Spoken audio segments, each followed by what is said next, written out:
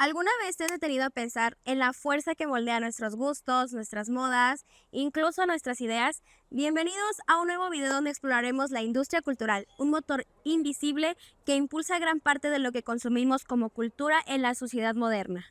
Desde el último éxito de taquilla hasta la canción viral que no podemos dejar de escuchar, pasando por las tendencias que dominan las redes sociales, la industria cultural tiene un impacto innegable en nuestras vidas. Pero, ¿de dónde surge este concepto? ¿Cuáles son sus mecanismos ocultos? ¿Y cómo ha evolucionado en la era digital?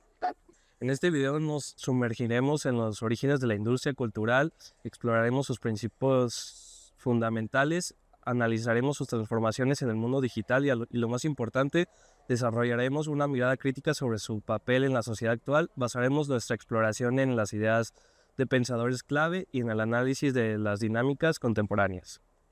Para comprender la industria cultural, debemos retroceder en el tiempo hasta la Escuela de Frankfurt, un influyente grupo de intelectuales que en el contexto de la Europa de entreguerras y el ascenso de los totalitarismos se dedicaron a analizar las complejidades de la sociedad moderna.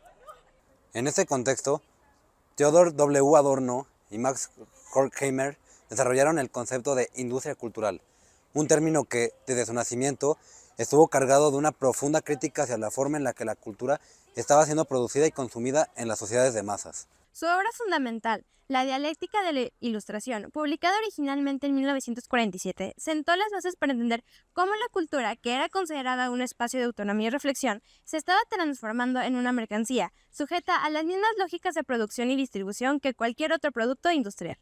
Para Adorno y Hockmeyer, el poder creciente de los medios como la radio, el cine, no era simplemente una forma de entretenimiento, sino un mecanismo clave en la socialización capitalista postliberal, moldeando las conciencias y perpetuando el sistema. Es esencial entender que su análisis no era un simple nostalgia por formar culturas pasadas, sino una preocupación profunda por la pérdida de la capacidad crítica y la homogeneización del pensamiento en una sociedad dominada por la lógica del mercado. ¿Cuáles eran los pilares sobre lo que se asentaba esta naciente industria cultural según el análisis de la Escuela Frankfurt?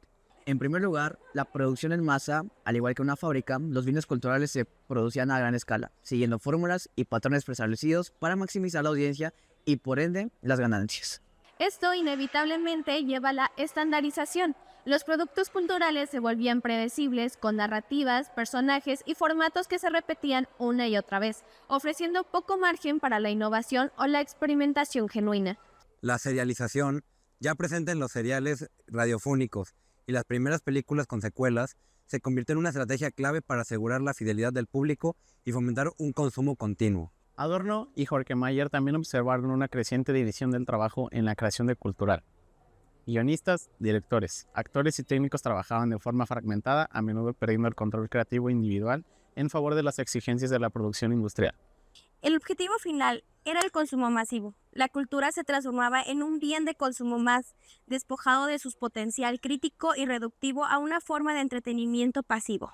Desde esta perspectiva crítica, la industria cultural no solo ofrecía entretenimiento, sino que también desempeñaba una función ideológica, perpetuando el orden social existente al distraer a la población de las verdaderas contradicciones y desigualdades. La llegada de la era digital ha supuesto una revolución en muchos ámbitos de la sociedad, y la industria cultural no ha sido la excepción. Pero, ¿cómo ha transformado este nuevo panorama a la producción, distribución y consumo de la cultura? La digitalización ha abartado los costos y producción y distribución, permitiendo que una mayor cantidad de personas puedan crear y compartir sus contenidos. Plataformas de streaming de música y video, redes sociales como YouTube y TikTok y la proliferación de herramientas de creación digital han democratizado parcialmente el acceso a la producción y difusión cultural. Sin embargo, esta democratización no significa necesariamente una desaparición de la lógica de la industria cultural. Grandes corporaciones tecnológicas han emergido como nuevos actores dominantes, controlando la infraestructura y los algoritmos que rigen el acceso a la información y el entretenimiento. Como señala Edgardo Toledo, la información, la comunicación y la cultura se integran cada vez más en la formación del conocimiento y las conciencias, y las industrias culturales y de la comunicación se han convertido en sectores con grandes ganancias e influencia en la política. La comprensión de datos y la fibra óptica han permitido nuevas formas de servicios de comunicación, pero también han concentrado el poder en manos de quienes controlan estas tecnologías. ¿Podemos hablar de una industria cultural 2.0 en la era digital? ¿Se mantienen vigentes los análisis y adornos de Horkheimer o hemos entrado en una dinámica completamente nueva? Jordi Maizo nos invita a actualizar el diagnóstico de la industria cultural a partir de los procesos de digitalización, la virtualización del mundo de la vida y la transformación de las relaciones laborales en el sector cultural. Si bien la producción ya no es exclusivamente masiva en el sentido tradicional, observamos nuevas formas de estandarización impuestas por los algoritmos de recomendación y las tendencias virales. La división del trabajo persiste, aunque se manifiesta de formas diferentes con la figura del creador de contenido, a menudo asumiendo múltiples roles, pero aún dentro de las lógicas de las plataformas. El consumo masivo se ha fragmentado en nichos, pero sigue estando mediado por las grandes plataformas que buscan monetizar nuestra atención. La influencia ideológica de la industria cultural digital se ejerce a través de la curación algorítmica y la publicidad personalizada y la propagación de narrativas en redes sociales. A pesar del poderío de la industria cultural digital, ¿existen espacios para la resistencia y la crítica? ¿Se mantiene viva la posibilidad de un excedente de la participación subjetiva del que habla Adorno?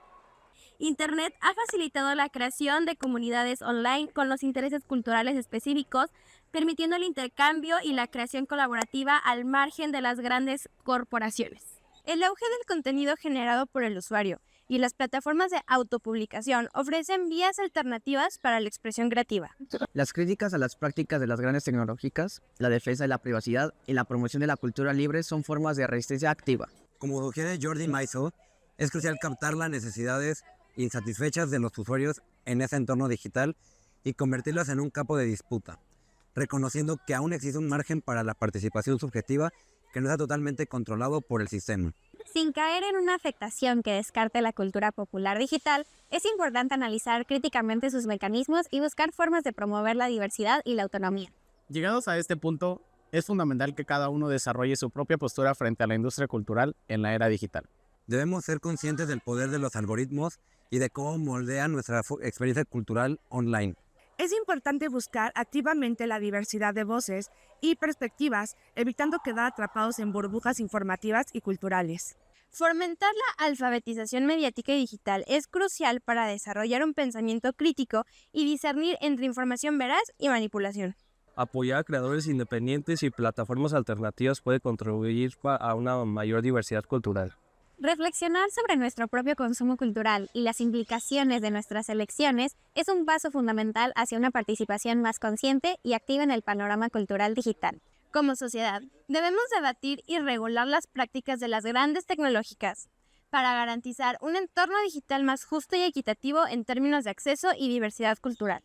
La industria cultural, desde su concepción crítica en la Escuela de Frankfurt hasta su compleja manifestación en la era digital, sigue siendo un lente fundamental para analizar el poder y las dinámicas de la cultura en nuestra sociedad. Los principios de producción y distribución por consumo masivo persisten adaptándose a las nuevas tecnologías y generando tanto oportunidades como desafíos. Mantener una mirada crítica, fomentar la diversidad, apoyar la creatividad independiente y promover la participación activa son elementos clave para construir un futuro cultural más rico y democrático en la era digital. El legado de la crítica de la industria cultural nos invita a no ser consumidores pasivos, sino agentes activos en la construcción de nuestro propio paisaje cultural. Esperamos que este análisis en profundidad te haya brindado nuevas herramientas para comprender la industria cultural y su impacto en la vida.